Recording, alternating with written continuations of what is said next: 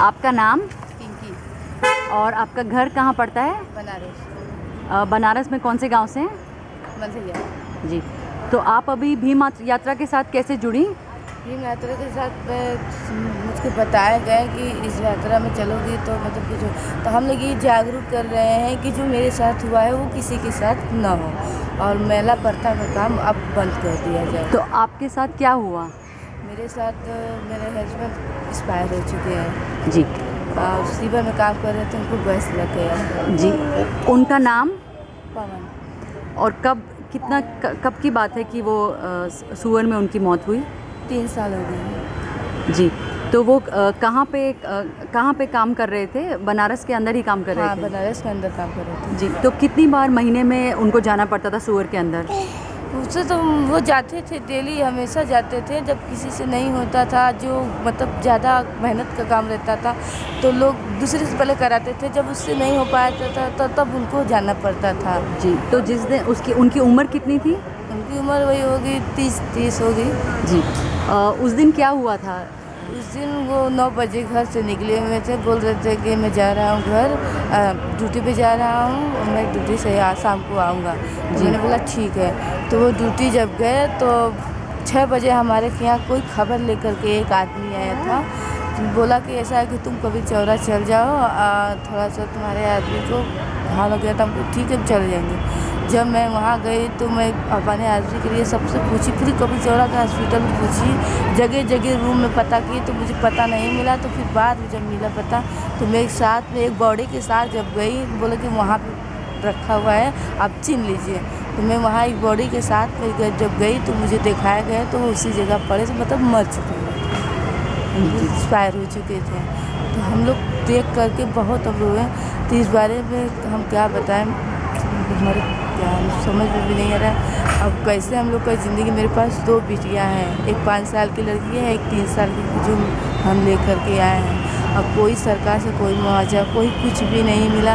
अपने mummy papa के पास दोनों बिटिया को लेकर के और हम रहते हैं। जी, तो आप इसका, ये जो घटना हुई, ये इसको आप किसको जिम्मेदार समझते हैं इसके लिए? ये जिम्मेदार मैं किसको ठहराऊँ, इसे तो मुझे भी पता नहीं है। लेकिन मैं सरकार से यही कहूँगी कि सरकार के अंदर अगर ये चीज़ है तो सरकार को जागरूक होना है कि वो अब भी ये काम महिला प्रथा का बंद करवाए, सिविल लाइन का काम ये बंद करवा दें। जो मेरे साथ हुआ है, मैं चाहूँगी ये किसी भी नारी के साथ न हो। सरकार से हम लोग की यही मांगे हैं कि वो अब से भी बंद कर। अगर हम सरकार तक मेरी आवाज़ पहुंच रही है तो सरकार से यही गुजारिश है मेरी कि सरकार अगर सुन सके तो सुने कि मेरी मांगी क्या है। मेरी मांगी यही है कि महिला प्रथा का काम अब से बंद कर दें। तो आप अभी भी देखते हैं बनारस में वैसे ही चल रहा है या कोई बदलाव आया? नहीं, कोई बदलाव नहीं है, आज भी वैसा ही चल रहा है। आप जिस मोहल्ले में रहती हैं या आसपास में आपने देखा है अभी भी लोग सुअर में जाते हैं? अभी भी जाते हैं। और इस मोहल्ले में देखियो क्या कि मेरे ही घर के लोग, मेरे फैमिली में अब भी करते हैं यार। जिस बस्ती में मैं रहती हूँ वो लोग, जिसका कोई काम धंधा नहीं है, मजबूरन उनको करना पड़ता है ये काम। सब कुछ जाने के बावजूद भी मजबूर हो वो लोग करते हैं। नहीं करेंगे तो उसके बाल बच्चे कैसे जिएंगे? जी, लेकिन कराने से पहले मैं तो सरकार से यही कहूँगी, उस लोग के पास कोई सुविधा नहीं है, कोई भी चीज़ मतलब उस लोग को दिया नहीं जाता है कि ताकि उन लोग खतरे से बाहर रहें। ऐसा कोई चीज़ नहीं देते हैं। मैं यही सरकार से कहूँगी कि इस चीज़ के लिए प्रथा ही बंद होनी चाहिए।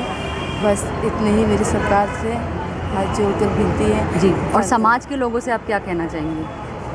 समाज के लोगों से मैं क्या कहूँ, समाज के लोगों से यही कहना चाहूँगी कि समाज के लोग भी, वो लोग भी जागरूक हो जाएं।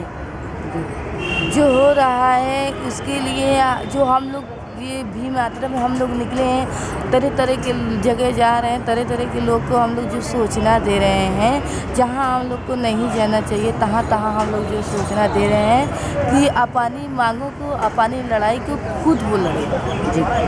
वो खुद अपनी मांगों को पूरा मांगे, हक से लड़ करके, प्यार से मांगे। अगर नहीं मिले तो उसको लड़ करके मिले।